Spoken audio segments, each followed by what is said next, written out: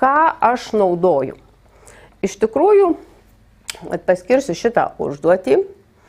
Jeigu nėra kažko klasiai, aš galiu neskirti tam moksleiviui užduoties. O jeigu yra visi, aš galiu paskirti tas užduotis visiems moksleiviams. Ir atsidaro va toks langas.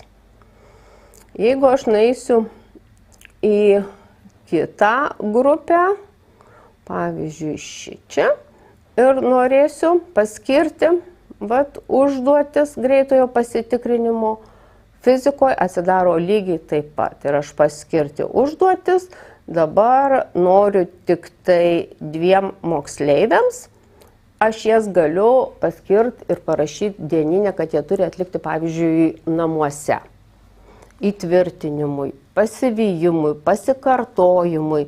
Tik tada reikia sutarti, kada jie padarys, kad aš uždaryčiau tą užduotį. Ir kai ta užduotis yra paskiriama, tai mes pamažu matom, kada jie pradeda. Va šitam lange atsiranda tie patys vardai, kad jie pradėjo. Kai atliko, aš vėl matau, kada atliko moksleiviai.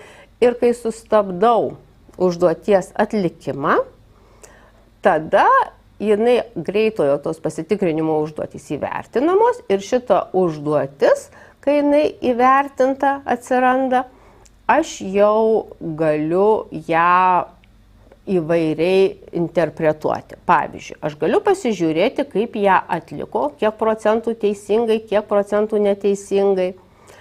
Tada atsidarius užduotį tą pačią, aš dažnai klasiai aiškinimuisi skiriu demonstravimo mygtuką. Reiškia, ekrane rodau tas pačias užduotis, kurias atliko moksleiviai ir įvairiais būdais. Arba jie sako, kokį jie pasirinko atsakymą, arba tiesiog galima parodyti, koks turėjo būti. Galima nerodyti ir jie sako, visi rinkomės šitą, tada galim tikrinti, ar teisingai rinkosi. Ir čia va būna vertinimas tada. Tai čia yra demonstravimo mygtukas, kur mes visi kartu galim atlikti tą užduotį klasiai dideliame ekrane ar ten lentoj išmaniojoj.